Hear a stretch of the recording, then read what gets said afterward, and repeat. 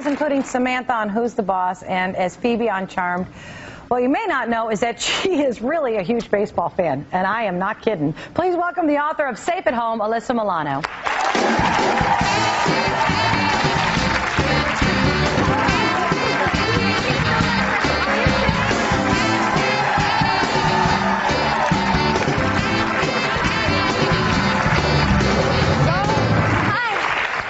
We've ever met. I don't think we have, but I'm friends with Jeff Garland, who is your biggest fan. Yeah, we're old buddies, Jeff yes. and I. Gosh, I think all the people in the audience probably feel the same way I do. We watched you grow up, and you're near and dear to our hearts. Oh, thank you. Yeah. Thank you.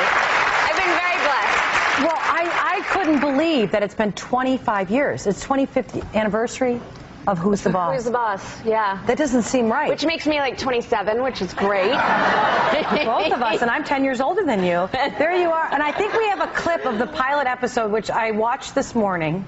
And I was just, you're a natural right off the bat. Uh-oh. Why is it tough, huh? I thought I noticed a tear in one of the cockroach's eyes. I still say you're making a big mistake, Tony. How could you leave New York, huh? Triborough Bridge. Hey, look, Miss Rosine, you gotta admit, this neighborhood is falling apart.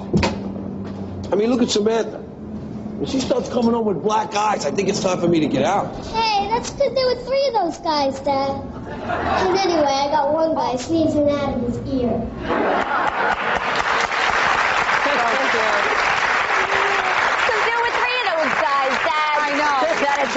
That New York accent. It's interesting because I have a lot of friends that worked on Who's the Boss that, became my friends later on that I work with now, even today, and they all speak about how fantastic your parents were in protecting you and guiding you and loving you, and you don't always see that on a set. And well, it was important to them. I think what made them sort of different than the parents you often see was they actually hired a guardian for me. They did not want to be on the set with me. They had their lives. They had their lives, and it was important that when I got home that my mom had food on the table and kept my panties clean. That's what she always says. And, all of that stuff, I think, contributed to balance, you know. I mean, it was a little, I was very sheltered in the extent that I didn't have a lot of friends my age because I was working. But what was that like? I mean, not that you knew anything different, right? That's what you knew. Yeah, that was normal to me, so I didn't know. Was there any time in the long run of the show that you felt like you just wanted to stop? Yeah, I mean, after the show was over, I was 19, and I was like, okay, I had to do some soul searching and figure out if this was something that I wanted to continue to pursue, knowing how hard it was for kids that were on shows at that time to be adults in the business. To make the transition. I was told by so many people, save your money, kid, because you're never going to work after this. Yeah. Which is... Those are the odds a lot of times. And it was the reality at that time. Yeah, and so at that point in your life, you're kind of doing some soul searching, and this is really where you discover your love for baseball. Yeah. I mean, she really loves it. The first year of Who's the Boss, because we lived in New York, my dad and I flew to Los Angeles, and we lived in LA alone for a year because my mom didn't want to uproot the whole family for a show that wasn't a guarantee. You don't know. Yeah. So the first year of Who's the Boss, it was just me and my dad. And my dad was a huge Brooklyn Dodgers fan who, of course, had his heart broken when the Dodgers left New York. When he was a kid. Right. But when we moved to LA, they were having their, best decade, and my dad became a Dodgers fan again, and I quickly realized that this would be a great way for my dad and I to bond. So as a little girl, my dad and I bonded over baseball. And it wasn't until my 20s that I got, obsessed and learned, the beauty of the games within the game and how a full season unravels. And, and I think in your 20s, I say that baseball finds you when you need it most, and I definitely needed it most in my 20s. Yeah, because you were going through a big transition emotionally. Yeah, and I think it's hard for any person that time, but to be in this business where it's so much about you know, being youth obsessed or size obsessed, baseball was always such a lovely escape for me, and something that I could always do with my family and always have that connection. Yeah, you used to go home and you guys would sit together and watch the game. Yeah, my favorite place to watch a game. I have Dodgers season tickets, but my second favorite place is on my parents' couch, still to this day. That's great. We'll be right back. We're going to come back and talk more to Alyssa. I will talk to Alyssa.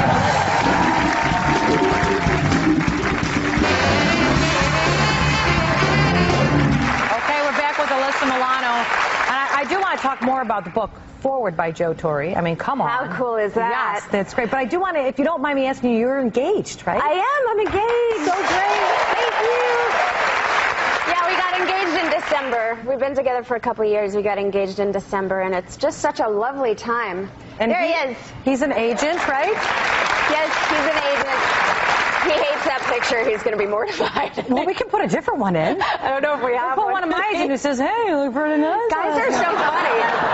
Oh, they are. Guys are so funny with their pictures. Yeah, we think that they don't care, but they do. Like, even the guys on our crew, when I'm like, I'm going to show this, they're like, oh, I don't like that picture of me.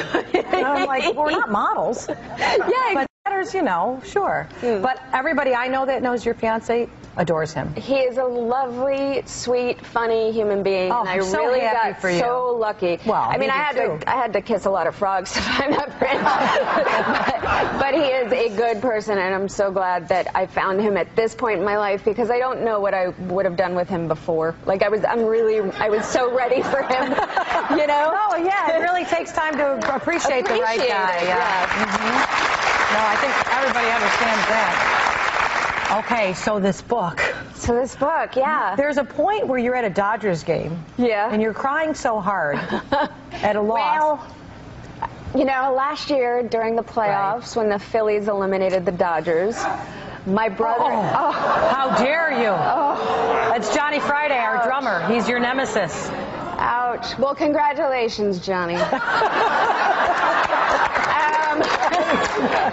I cried so hard. My brother, too, who's 26 years old, we both cried, and we were holding each other, and we had complete strangers coming over to console us, like holding us, like, I know, man, I know, next year we'll get him next year. And it was actually pretty pathetic, but, you know, I mean, you know, you're a Cubs fan. I know, but I love the community of it, the sense of shared experience and community and rooting for the team. I don't think there's anything like that anymore. I think that, you know, that's one of the, first of all, the fact that baseball is such a generational gift handed down. Right. And also just, you know, that you can be in a stadium and all walks of life can be there, and it doesn't matter what religion you are, what nationality you are, you're all focused on the same thing, and there's a common goal. And it also takes its time. Yes. It's one of the few things that we all enjoy together where it just takes its own pace. Yeah. And that pace just lends itself to the drama, which is so awesome. But I always say, you know, I don't know my neighbors in LA, but I know all my season ticket holders around me. You know, it's like I've watched the kids grow up 2 rows in front of me. It's pretty amazing. Now, your mom's not into it as much as you, your dad, and your brother. No, my mom sort of puts up with it because she knows how much we love it. You know, and she gets concerned when things happen. Like, she still doesn't know how to read the scoreboard. She'll be like, I don't understand. We have 8 runs?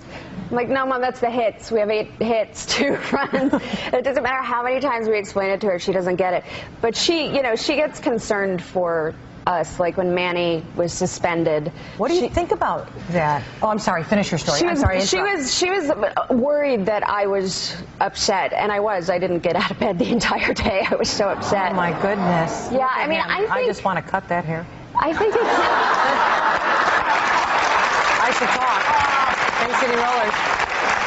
I think it's, you know, I think that we're in a time socially where we're a pharmaceutical generation. I think that, you know, there's cheating that's gone on in baseball throughout history, and I think steroids is a reflection of where we are pharmaceutically, you know, But you said something interesting where, you know, it's not like steroids.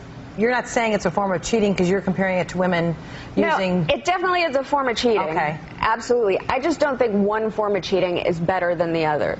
You know, there was spitballs, and there were, you know, the scandal with the Black Sox and all of that. And that's cheating, and that's really bad.